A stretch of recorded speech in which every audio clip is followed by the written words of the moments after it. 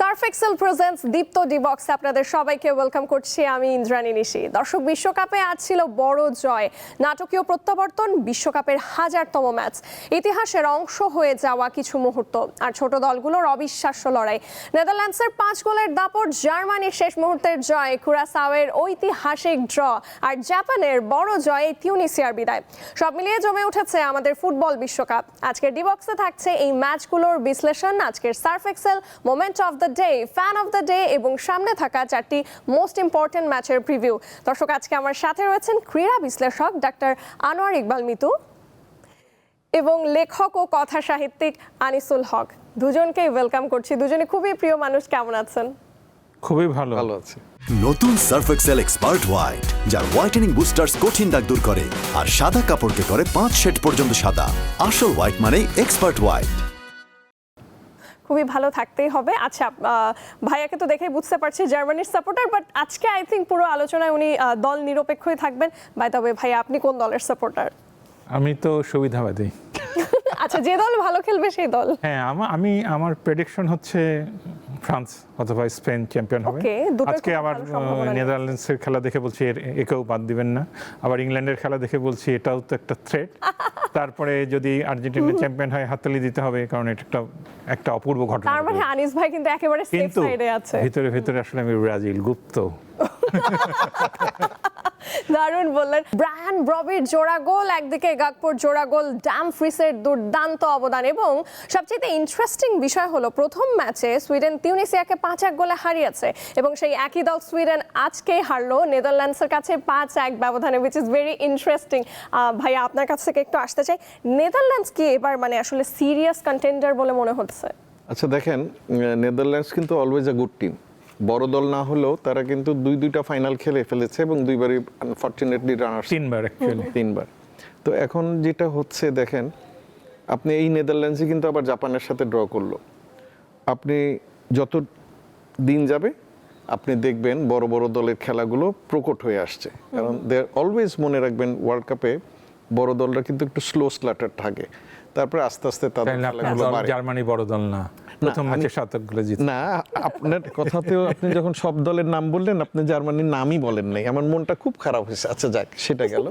কিন্তু দেখেন গতকালকের খেলাটা আপনি যদি দেখেন, সুইডেন কিন্তু এবার ওয়ার্ল্ড কাপে আসছে অনেক স্ট্রাগল করে। তারা কিন্তু গ্রুপ পর্ব থেকে আসতে পারে নাই এবং তারা 4টা চান্স পাওয়ার পরে দেখেন এই একটা 2 নম্বর, তাদের 2জন স্ট্রাইকার ওয়ার্ল্ড বেস্ট, মানে দামের দিক দিয়ে। একজন হচ্ছে Alexander Isak, 126 million pound, not a matter of joke, British record দিয়ে তাকে নেওয়া হয়েছে, এবং গোকেরেস আপনার top striker for Manchester United. এরা থাকা সত্ত্বেও তারা 5 গোল খেয়েছে। আচ্ছা, আপনি যদি গোলগুলো একটু দেখেন, ফার্স্ট গোল, থার্ড গোল সম্পূর্ণটাই গোলকিপার আর ডিফেন্সের দোষ, এখানে কোনো ভুল নাই। তারপরে যখন আপনি দেখবেন ফার্স্ট হাফে যখন আপনার ব্রেকে গেল, মানে হাফ টাইমের আগে, তারপরে কিন্তু একচেটিয়া সুইডেন খেলেছে এবং 3টা গোল দে হ্যাভ মিসড।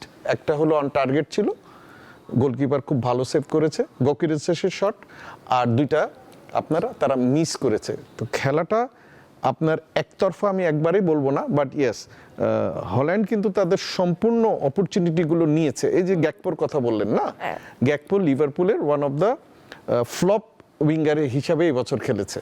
বাট দেখেন ওয়ার্ল্ড কাপে এসেই এখন কিছু প্লেয়ারের হয় কি, আপনার ন্যাশনাল জার্সিটা বুকে জড়ালেই কিন্তু তাদের মধ্যে একটা অন্যরকম আবেগ আসে, আমার আসে, আমি জানি না অন্যদের কি হয়, তখন তারা কিন্তু এক্সাইটেড খেলে, মানে। এবং আপনি দেখবেন এই যে যত বড় বড় দলে বড় বড় প্লেয়ারগুলো, তারা exhausted to the power infinity. এই যে আপনি মনে হচ্ছে না এখন জাপান, তারপরে সাউথ কোরিয়া, তারপরে খুব পেসি গেম খেলছে, ভালো খেলছে, মানে আপনার কিন্তু বড় দলগুলো কিন্তু ফ্যাটিক। আপনি এই হল্যান্ডের কথাই বলেন না, জাপানের সাথে কিরকম খেললো, তো এটা বলা খুব মুশকিল।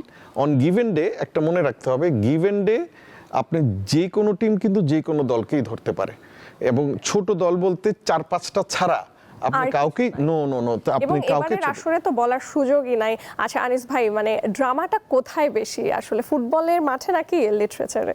নতুন সার্ফ এক্সেল এক্সপার্ট হোয়াইট, যার হোয়াইটেনিং বুস্টার্স কঠিন দাগ দূর করে আর সাদা কাপড়কে করে 5 শেড পর্যন্ত সাদা। আসল হোয়াইট মানে এক্সপার্ট হোয়াইট।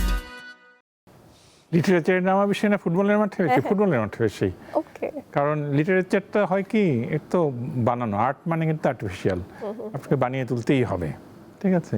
কিন্তু এইটা তো ফুটবলটা বলছে যে ফুটবল হচ্ছে, অনেকে বলে ফুটবল হচ্ছে জীবন, এটা একজন খেলোয়াড়কে কোচের একটা বাণী পড়লাম। আসলে এটা জীবন না, এটা জীবনের চাইতে অনেক বেশি জীবন্ত, ঠিক আছে? ফুটবলে যা হয় তাই না? মাঠের খেলায় যদি বলি, আপনি কি মানে এনজয় করেন, মানে বড় দলের ডমিনেন্ট জয় দেখতে কেমন লাগে, মানে গল্পের মতন, নাকি এখানে শক্তির খেলাটাই বারবার প্রকাশ হয়? না, মানে ভেতরে ভেতরে তো কোনো না কোনো দলকে আমরা সমর্থন করি, তা তো অবশ্যই। তারপরে যে দলকে আসলে গুপ্তভাবে হলেও সমর্থন করি, তার বিজয় ছোট হোক বড় হোক, সামনে যেই আসুক, আমি তো শুধু তার বিজয়ই চাইব। তারপর ওই দলটা যখন হেরে যায়, তখন আমি তো ওই দলের, সবসময় কিন্তু পৃথিবী বাইনারি, আপনি আবাহনী করলে আরেকজন মোহামেডান করলে আবাহনী, মোহামেডানের কোনো সমর্থক কোনোদিনও চাইবে না যে আবাহনী জয়লাভ করুক। তো যেটা হয়, আর্জেন্টিনার সমর্থক যে, সে সবসময় ব্রাজিলের খেলার দিন ব্রাজিলের বিরুদ্ধে যেই হোক, আর যে ব্রাজিলের সমর্থক সে আর্জেন্টিনার বিরুদ্ধে যেই খেলুক তার সমর্থক। কিন্তু আপনার এর বাইরেও তো খেলা আছে, তখন কি হয়, তখন আমরা সবাই ছোটদের দ্বারা বড়দেরকে পরাজিত হতে দেখলে খুব ভালোবাসে। আমি যেদিন এটা জার্মানির সাথে, এটা কার খেলা ছিল, কুরাসাওয়ার, ওই 1-1 হলো না প্রথমে, যখন 1-1 হলো, আমি এত জোরে চিৎকার করেছি যে মানে আশেপাশে সবার খবর হয়ে গেছে যে রাত্রিবেলা একা আমি গোল, আমার বউ দৌড় এসেছে, কি হয়েছে, আমি বললাম জার্মানি গোল খেয়েছে। কার কাছে? কুরাসাওয়ের কাছে, যাদের 1.5 লক্ষ মনে হয় মানুষ। জি, আমাদের মনে হয় কারণ বাজারে 1.5 লক্ষ লোক আছে, আমরা এখানে আরো বেশি আই গেস। সে কুরাসাওয়ে কিন্তু হচ্ছে ইকুয়েডরের সাথে 0-0 ড্র করেছে, এবং কুরাসাওয়ের এলয় রামে 15টা সেভ করেছে। আমি একটু ভাইয়ার কাছে আসতে চাই, এবার তো আমাদের গোলরক্ষকরা, সেটা যে দলেরই হোক, দারুণ খেল দেখাচ্ছেন, ব্যাক টু ব্যাক দারুণ সেভ। আমি একটু কুরাসাওকে নিয়ে শুনতে চাই আপনার কাছে।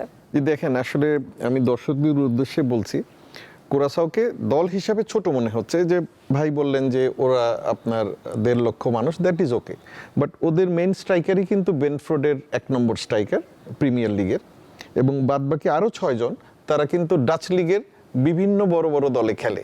এখন হয়েছে কি, গ্লোবালাইজেশনের কারণে আপনার কোনো দলই মানে ছোট বলবেন যে, তাহলে বলেন 7 গোল তো জার্মানি, 7 আপ তো অনেককেই দিয়েছে, তাই না? ওইটা আর বললাম না, আপনার মন যদি খারাপ হয়, তো 7 আপ কিন্তু অনেককেই দিয়েছে, তার মানে এই না সেই দল খারাপ।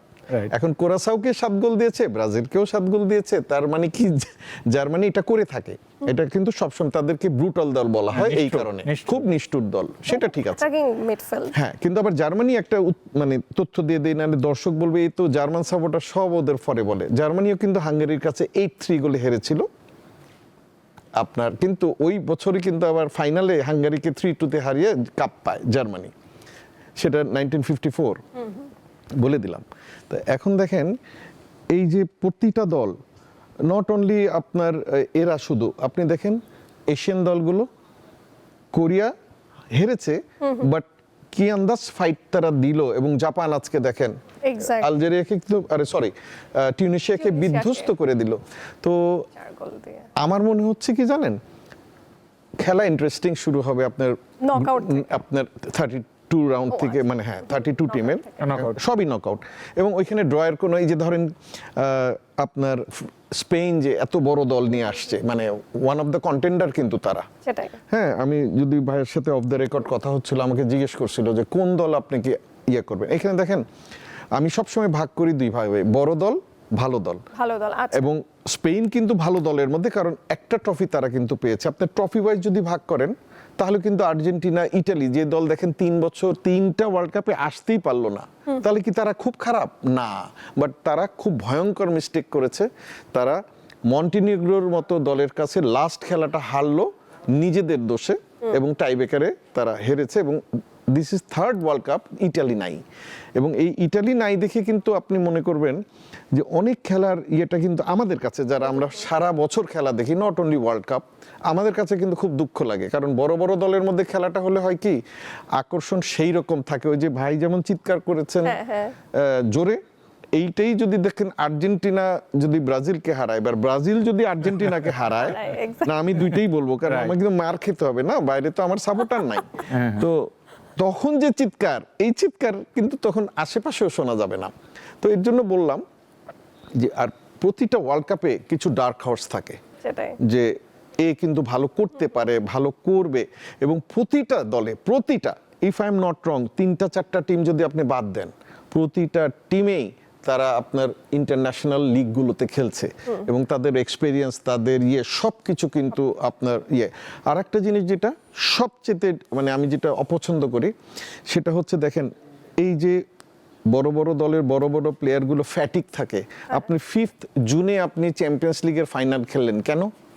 যেখানে 11 তারিখে ওয়ার্ল্ড কাপ, এইখানে যদি আপনি ফিফা ইন্টারফারেন্স না করে, ব্যবসাটা কিন্তু সব সময় চলে না। যেমন আপনি যেই বছর 4 বছর পর পর তো ওয়ার্ল্ড কাপ হয়, তো একটা বছরে একটা টুর্নামেন্ট যদি আপনি কমিয়ে দেন, তো আপনার প্লেয়ারগুলো একসাথে প্র্যাকটিস না করলে, আপনি ধরেন আপনি one of the best player, উনি one of the best player, কিন্তু আপনি খেলেন ইংলিশ লিগে, উনি খেলেন জার্মান লিগে, দুইজনই হয়তো স্পেনের ধরে নিলেন, কিন্তু আপনাদের মধ্যে কম্বিনেশন নাই। ওয়্যারএজ মেসি দেখেন যখন বার্সেলোনায় খেলতো, আমি একটু ফিরে যাই, যে আর্জেন্টিনা 36 ইয়ার্স পরে কিন্তু কাপ পেল, তাই তো? আর্জেন্টিনার শুরুটা কেমন ছিল ওই ওয়ার্ল্ড কাপে? সৌদি আরবের কাছে 2-1, কোয়ার্টার ফাইনালে টাইব্রেকারে জিতছেন আপনারা, তাই তো? ফাইনালও টাইব্রেকার। লাকের একটা ব্যাপার আছে। আমি এই জায়গায় আসলাম কেন? আর্জেন্টিনাকে আন্ডারমাইন করার জন্য না। আজকে যদি ওই কাপটা আর্জেন্টিনা না পেত, আর্জেন্টিনার সাপোর্টারদের কি অবস্থা হতো, মেসির কি অবস্থা হতো? 40 ইয়ার্স তাহলে কাপ ছাড়া। বাট এইখানে ওয়ার্ল্ড কাপে দুইটা জিনিস লাগবেই, একটা হচ্ছে লাক, 50% লাক, আর 50% আপনার খেলা। এবং আমি তো শিওর এই স্পেন, ফ্রান্স, এরা টপ, এদের সাথে আশেপাশে কেউ নাই। এটা নিয়ে আসলে নো ডাউট, যেহেতু আসলে মানে ভাগ্যের কথাটা আসলো, আমরা দেখলাম যে জার্মানি 2-1 গোলে আইভরি কোস্টকে হারালো, এবং আর্জেন্টিনার যে কথাটা আসছে, যেরকম মনে হচ্ছিল যে দলের মধ্যে সিনক্রোনাইজেশন কম, এবং আমি ব্রাজিলকেও দেখছি এখানে নেইমার নেই, সেটারও একটা অভাব আমরা বোধ করছি। আমি একটু জাপান নিয়ে ভাইয়ার কাছে জানতে চাইবো, এবার কিন্তু এশিয়ার অনেকগুলো দল জাপান অনেক ভালো করবে, শেষ আটে তো যাবেই। আরেকটা দল ভালো করবে, সেটা হচ্ছে যুক্তরাষ্ট্র। ওকে, অলরেডি আমরা দেখেছি অনেকটাই নিশ্চিত করে ফেলেছে নকআউট পর্ব, মেক্সিকোর ওরা চলে গেছে। আপনার কাছে যদি আরো জানতে চাই, জাপান এবং সাউথ কোরিয়া ছাড়া মানে এশিয়ান দলগুলোর কোন দলের খেলাটা আপনি বেশি এনজয় করছেন, এবং মনে হয় কার ভাগ্যটা সুপ্রসন্ন হতেও পারে? না, জাপানি আমাদের পতাকা ঊর্ধ্বে তুলে ধরবে। সৌদি আরব তো ভালো করে নাই, আর ওই দিক থেকে আফ্রিকান দেশ হিসাবে মরক্কো।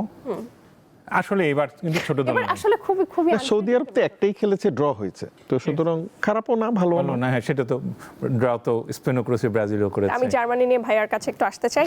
কেসের গোলে আসলে পিছিয়ে পড়লো আইভরি কোস্টের কাছে, বাট এরপরে বদলি খেলোয়াড় হিসেবে যখন উন্দাভ নামলো, সে তো নামে ব্যাক টু ব্যাক গোল করে দিল। এবং আরেকটা জিনিস হচ্ছে, আমরা কি তাকে মানে জার্মানিকে আসলে ইনজুরি টাইম উইনার বলছি, লাস্ট মোমেন্টে গিয়ে আসলে খেলার ধরনটা পাল্টে গেল। জার্মানির খেলাটা অনেকে কালকে বলছে, এবং যারা দেখেছি খুবই টাইট একটা গেম ছিল, মানে জার্মানি এত বড় দল খুবই ভালো একটা পারফর্ম করেছে তাদের প্রথম ম্যাচে, এইখানে গিয়ে কি আসলে আইভরি কোস্টের টান খেলার কাছে কিছুটা সময় পিছিয়ে ছিল কিনা? একদমই না। আমি বলি, এই যে বললাম যে বড় দল ছোট দল আসলে নেই, আমি ভাইয়ের সাথে কথা বলছিলাম, আইভরি কোস্ট এদের 26টা প্লেয়ারের মধ্যে 25টাই বাইরে খেলে, অনলি 1 প্লেয়ার, সে এই যে গোল করেছে কালকে, ফ্র্যাঙ্ক কেসি, ও কিন্তু একমাত্র প্লেয়ার যে সৌদি লিগে খেলে। আর সবাই হয় জার্মান লিগ, নয় আপনার ব্রিটিশ লিগ, না হলে আপনার স্প্যানিশ লিগ, না হলে তাকে একটা উদাহরণ দেই, ইয়ান ডিওমান্ডে, ওদের 19 বছরের সেন্সেশন। লিভারপুল আজকে আপনি পত্রিকা খোলেন, আজকে 86 মিলিয়ন পাউন্ড অফার করেছে তাকে, ওকে, ও খেলে আরবি লিপজিগে, জার্মান লিগে। তাহলে আপনি কোন হিসাবে বলবেন যে এরা খারাপ টিম? এই আমি আজকে বলে দিয়ে গেলাম, আমাকে ধরবেন। সমস্যা হয় কি, অনেকে কিন্তু কমেন্ট বলে যায়, পরে আর ধরা হয় না। আপনি দেখবেন এদের সাথে যাদেরই নকআউট খেলাটা পড়বে, দেখবেন তাদের অবস্থা কি হয়। আমি বলে গেলাম, ভাইও থাকলো সাক্ষী, আপনি থাকবেন, দেখবেন আইভরি কোস্টের সাথে যদি অন্য কোনো টিমের তো খেলা হবে, নকআউটে হবেই। যেমন জার্মানি একটা সুবিধা পর্যায়ে চলে গেছে কিন্তু, কারণ দে আর গ্রুপ চ্যাম্পিয়ন। এবার কিন্তু গোল ডিফারেন্সের আগে দেখবে হেড টু হেড, সেই হিসাবে ওরা গ্রুপ চ্যাম্পিয়ন হয়েও গেছে গন। এবং তাদের খেলা পড়বে চেক রিপাবলিক অথবা সাউথ আফ্রিকার সাথে আপনি ইজি এই দুটো প্যাসেজ। দলকে ছোট দল ভাবছেন? না, ছোট দল ভাবছি না, আমি ভাবছি অন্য আরো দলের সাথে যদি দেখেন, আমি বলি যদি জার্মানি গ্রুপে সেকেন্ড হতো, ফ্রান্সের গ্রুপের সাথে খেলা হতো, ফ্রান্সে কারা খেলছে দেখেন, হয় ফ্রান্স সেকেন্ড হবে, নয় নরওয়ে সেকেন্ড হবে, নয় সেনেগাল সেকেন্ড হবে। তিন টিম সুপার। আপনি সেনেগাল ওদিন মনে হয়েছে 3-1 হারছে, আসলে ওই গেমটা যদি ঠিকঠাক হতো 3-3 ড্র কোনো ব্যাপারই ছিল না, সেনেগাল যে গোলগুলো মিস করেছে। আর আফ্রিকানদের একটা সমস্যা, এটা আমি ছোটবেলা থেকে দেখে আসছি, ওরা ভাবে যে এক শটে 2 গোল যদি হয় এত জোরে মারে, মানে আপনার ওইখান থেকে যাতে প্লেসিং শটে গোল হয়, ওরা মারে হলো হয় বারটার ভেঙে ফেলবে, ওদের চিন্তা এই। কিন্তু আপনি দেখবেন আফ্রিকান প্লেয়ারদের যে স্ট্যামিনা এবং যেই হিটে খেলা হচ্ছে আমেরিকায়, দে হ্যাভ দ্য অ্যাডভান্টেজ, এবং তাদের ফিজিকও সেরকম। এই বড় বড় দেশগুলিতে এখন এই করোনাইজেশনে আমি হচ্ছে একটু জাপান ভার্সেস তিউনিসিয়ানে কথা বলতে চাই। ইন্টারেস্টিংলি সেটা হচ্ছে বিশ্বকাপের 1000তম ম্যাচ ছিল এবং ভাইয়া তো বলেছেন জাপানকে এগিয়ে রাখছেন। আমরা দেখছি ওয়েদার জোড়া গোল এবং কামাদা ইতোর গোল। জাপান খুবই স্ট্রং টিম, আমরা বরাবরই জানি। আমরা শুরুর ম্যাচে অনেকে বলছিল যে হাইট ডিফারেন্সের কারণে মেবি তারা খেলাতে একটু ইস্যু ফেস করেছে। টিউনিসিয়ার সাথে আমাদের মনে হচ্ছে জাস্ট একচেটিয়া তারাই খেলে গেছে, জাস্ট ধ্বংস করে দিয়েছে। ভাই ছোট করে যদি বলেন। না, আসলে দেখেন টেকনিক এত দূর গেছে, হাইটটা এখন ম্যাটার করে না, একদমই ম্যাটার করে না। আপনি দেখবেন থার্ড গোল অথবা ফোর্থ গোলটা যেটা হেডে হয়েছে, ও কতখানি জাম্প করছে মাটির থেকে, ওটা কি দেখেছেন? তখন ওর ডিফেন্ডারও কিন্তু ওর সাথে পারে নাই, এবং যেটা করছে আপনার একদম প্লেয়ারটা একাই হেড দিল, কেউ নাই আশেপাশে। তারা করলো কি, গোলকিপার পাশে গেল এবং ঠিক মাথার উপর থেকে মানে জাস্ট রেইনবো শটের মতো রেইনবো হেড হলো এবং গোল হলো। তো এইটা আপনি হাইট দিয়ে কি করবেন? আর এই পৃথিবীর বড় বড় ধরেন ম্যারাডোনা, মেসি, অনেক প্লেয়ারই আছে তো লম্বা না। হাইট ডাজন্ট ম্যাটার, সেটাই। আমাদের যেমন কালকের ম্যাচগুলো খুবই ঘটনাবহুল, আমরা বেশ কিছু মোমেন্টের সাক্ষী এবার হতে চাই। বিশ্বকাপ মানে শুধুমাত্র মাঠের লড়াই নয়, গ্যালারির বাইরেও থাকে সমর্থকদের আবেগের রঙিন প্রকাশ। আজকের Surf Excel fan of the ডেতে আমরা দেখব নারায়ণগঞ্জে আর্জেন্টিনা সমর্থকদের ভালোবাসার এক দারুণ আয়োজন। নতুন সার্ফ এক্সেল এক্সপার্ট হোয়াইট, যার হোয়াইটেনিং বুস্টার্স কঠিন দাগ দূর করে আর সাদা কাপড়কে করে 5 শেড পর্যন্ত সাদা। আসল হোয়াইট মানে এক্সপার্ট হোয়াইট। বিশ্বকাপের উন্মাদনায় এবার সরব নারায়ণগঞ্জের আর্জেন্টিনা সমর্থকরা। প্রিয় দল আর্জেন্টিনাকে সমর্থন জানিয়ে শহর জুড়ে বর্ণাঢ্য র্যালি করেছে আর্জেন্টিনা সমর্থক গোষ্ঠী। সব বয়সের মানুষের অংশগ্রহণে র্যালিটি পরিণত হয় উৎসবের মিছিলে। নাচ, গান আর উল্লাসে মুখর ছিল পুরো আয়োজন। কারো হাতে ছোট ছোট আর্জেন্টিনার পতাকা, সাথে ছিল বিশাল এক আকাশী সাদা পতাকা। বাংলাদেশের লাল সবুজ পতাকাও সাথে ছিল তাদের। প্রিয় দলের জন্য শুভকামনা আর ভালোবাসা নিয়েই আজকের Surf Excel fan of the day Narayanganj Argentina সমর্থক গোষ্ঠী। That's great. আসলে ফুটবল বোধহয় শুধুই খেলা না, এটা তো আসলে কালেকটিভ স্টোরি টেলিং এবং আমাদের সংস্কৃতির কথা বলি। আমাদের এই 4 বছর পর পর যে ফুটবলের যে সংস্কৃতি, সেটারও একটা অংশ হয়ে দাঁড়িয়েছে। আচ্ছা ভাইয়া, জীবনের প্রথম ওয়ার্ল্ড কাপ কোন সালেরটা দেখেছিলেন এবং সেই মেমোরি শুনবো আপনার কাছ থেকে। 1982। আচ্ছা, তার আগে দেখি নাই, কারণ তার আগে রংপুরে তো টেলিভিশন ছিল না। 82 সালে আমার মনে হয় সাদা কালো টেলিভিশনে দেখেছি, তখন আমরা বলতাম সাদাটা না কালোটা, এইভাবে। এবং আমি জাস্ট একটু অ্যাড করতে চাই, আমি প্রথম যখন খেলা দেখেছি, যদিও সেটা গ্রামে, কালার টিভি তো আগেই চলে এসেছে 2002 এর ওয়ার্ল্ড কাপ, তো তখনও আমাদের বাড়িতে কালার টিভিটা আসেনি। তো আমাকে বলছিল যে ওই যে দেখবি সাদা কালো ডোরা কাটা যে দল, ওরা যখন গোল দিবে, আমার হাতে একটা স্টিলের প্লেট আর তেলের শিশি দিয়ে বলতো এটা দিয়ে বাড়ি দিয়ে আর্জেন্টিনা আর্জেন্টিনা বলে লাফাবি। এবং সেই মেমোরিজগুলো খুবই স্পেশাল। আর একটু ডিটেলস যদি বলেন যে মানে আপনি জবে থেকে ব্রাজিলের সাপোর্টার, কোন খেলা দেখে কিভাবে অ্যান্ড এভরিথিং। ওইটা তো সব স্মৃতির মধ্যে। রাত জেগে জেগে খেলা দেখতাম। সুইডেন একবার খুবই ভোগালো, গোল হয় না। তারপরে রোমারিও নামে ওদের একজন সুপারস্টার প্লেয়ার ছিলেন তিনি। এরপরে তো ঢাকায় এসেছি, বুয়েটে পড়ছি, তখন জিকো। তারপরে জিকো পেনাল্টি মিস করলেন। তারপরে আমাদের যারা বিরোধী ছিল তারা সারা বুয়েটের ক্যাম্পাসে জিকো বলে এমন স্লোগান দেওয়া শুরু করলো। তারপর ম্যারাডোনার সেই খেলাগুলি তো। তারপরে যখন ম্যারাডোনা এলেন এবং ইংল্যান্ডের সঙ্গে যুদ্ধ হচ্ছে, ম্যারাডোনা একাই জিতিয়ে দিলেন। সেই ম্যারাডোনা কিন্তু দুর্ধর্ষ। স্যার বলছিলেন, আমাদের ভাই ডাক্তার স্যার, ইকবাল ভাই, কি বলে যে লাক লাগে আর ভালো খেলতে হয়, রাইট? এর সাথে আমি একটা বলি, উনি শুধু জার্মানির ক্ষেত্রে এটা প্রমাণ করতে পারবো না, আমি বলি একজন লাগে যিনি অতি মানবিক প্লেয়ার। এটা ম্যারাডোনা একজন, মেসি একজন, এমবাপ্পে একজন, জিদান যেমন, পেলে একজন, ওই আমার রোনালদো নাজারিও আমি তাদেরকে বলবো, কিন্তু ওদের রোনালদো, রিভালদো, রোনালদিনিও, এদিকে রবার্তো, চারজন ছিল। ওরা যখন একসাথে এগোতো সেটা তো একটা ম্যাসাকার। আমি ওই স্বর্ণযুগের ব্রাজিলের স্বপ্ন এখনো দেখি, এবং আসলে মোটকো রোনালদো যে মেসির প্রিয় খেলোয়াড়। আর আমি বলি এবারে খেলা দেখে আমি বুঝেছি মেসি আসলেই সর্বকালের সর্বশ্রেষ্ঠ খেলোয়াড়, এমনকি পেলের চেয়ে বড়, এমনকি ম্যারাডোনার চেয়ে বড়, যেহেতু আমার রোনালদো নাজারিও এটা স্বীকার করেছেন জাস্ট কিছুদিন আগে। যে সবার এবার মেনে নেওয়া, যে ছোট করে একটু অ্যাড করতে চাই যে যেহেতু এতগুলো বেস্ট প্লেয়ারের কথা, আসলে আমরা পরবর্তী ম্যাচের আলোচনায় যাওয়ার আগে আমরা যখন পর্তুগালের হয়ে আসলে ক্রিস্টিয়ানো রোনালদোর খেলা দেখি, খানিকটা ছন্ন ছাড়া এবং একাকী বলে মনে হয়, এমনটা হয় কি না? আমি তো এই রোনালদোর ভক্ত না, কারণ আমাকে ওনাকে না খুবই ড্রাই লাগে, খুবই ফোকাস লাগে, খুবই একরোকা লাগে আমার কাছে। যেমন মেসিকে কিন্তু আমার খুবই মানবিক লাগে। নেইমারের আমি ভক্ত, কারণ উনি খুবই দুষ্টামি করে। এটা আমি তো ব্রাজিলে গিয়ে খেলা দেখেছি, এবং এখানে ঢাকায়ও তো আর্জেন্টিনার খেলা আমি দেখেছি। আমি আর্জেন্টিনা ব্রাজিল দুটো খেলা দেখছি। খেলার শুরুর আগে ওয়ার্ম আপে যখন আসে তখন মেসি না খালি দুষ্টামি, আপনার নেইমার না দুষ্টামি করতে থাকে।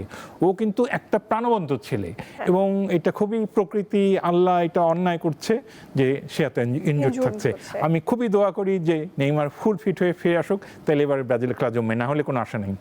এক্স্যাক্টলি। আমি এবার ভাইয়া আপনার কাছে একটু যেতে চাই, ছোট করে রোনালদোকে নিয়ে যদি বলেন, বিকজ আমার মনে হচ্ছে যে আমাদের ক্রিস্টিয়ানো রোনালদো তো একটা কথা বলি, আমাদের আসলে মানে দৃষ্টতা নাই। রোনালদো মেসি নিয়ে যে আমরা সমালোচনা করি এইটাই আমাদের জন্য অনেক কিছু, বাট একটা কথা বলি, একটা গেম দেখে রোনালদোকে জাজ করবেন না, কারণ মেসি রোনালদোর ভক্ত সেরকম আছে, মেসি রোনালদোর দৈরত্ব সেরকম আছে। একবার ইনি আগিয়ে গেলেন, একবার উনি আগিয়ে যান। একটা বাজে পারফরমেন্সের উপরে আমাদের মিডিয়া কিছু অংশ রোনালদোকে যেভাবে আপনার ডাউন করলো, রোনালদো আপনাদের সকারে দেয় নাই এমন কোনো জিনিস নাই। আপনি তারও গোল্ডেন বল দেখেন কয়টা, তারও গোল্ডেন বুট দেখেন কয়টা, সে কয়টা স্কোর করেছে দেখেন। ইয়েস, তার যেটা সমস্যা হয়ে গেছে, he opted to play in Saudi league. এখন সৌদি লিগের standard is not up to the mark, ওয়ারেজ মেসিও কিন্তু দেখেন আমেরিকান লিগে খেলে, that was is also not up the, but Messi যাওয়াতে ওইখানে কিন্তু অনেক ভালো ভালো প্লেয়ার গেছে। আর সৌদিতে যেটা হয়েছে, ওদের অ্যাটমসফিয়ার প্লাস ওদের মানে কি বলবো আবহাওয়া, ওই অনেকের প্লেয়ারের মধ্যে নির্যাস নিয়ে গেছে। তো হি ইজ ভেরি টায়ার্ড। আপনি দেখবেন রোনালদো এই প্লেয়ার না, কারণ রোনালদো কিন্তু অন্য আর 10টা প্লেয়ারের থেকে সে অলওয়েজ ফিজিক্যালি ফিট, ইনজুরিও কম। জাস্ট আমি হচ্ছে এবার নেক্সট ম্যাচগুলো নিয়ে একটুখানি ফোকাস করতে চাই।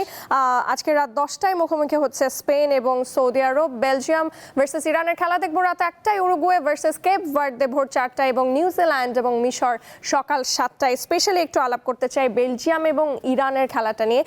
ন্যাচারালি আমরা আসলে বেলজিয়ামকে এগিয়ে রাখতে চাইছি।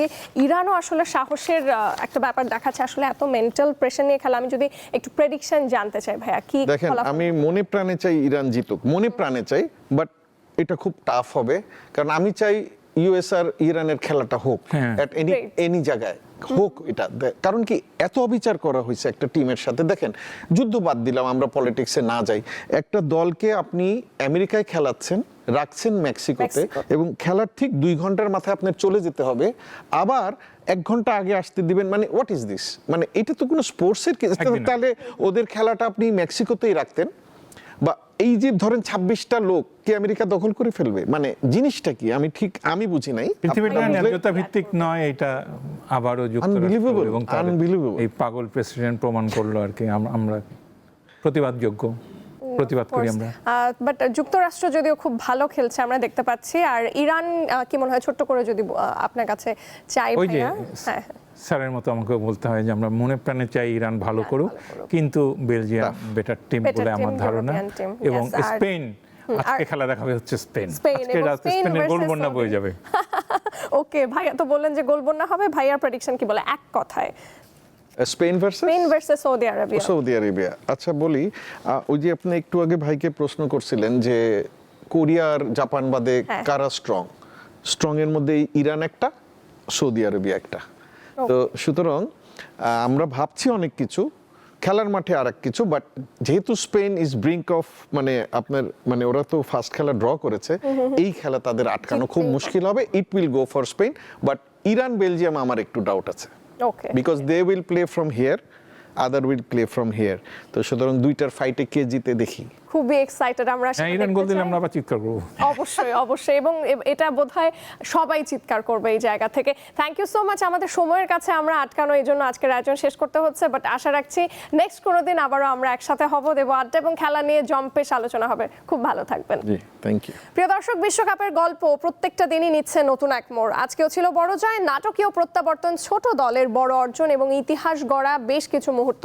সামনে অপেক্ষা করছে আরো 4টি দারুণ ম্যাচ, আর সেই ম্যাচ নিয়ে আবারও হাজির হব আগামীকাল।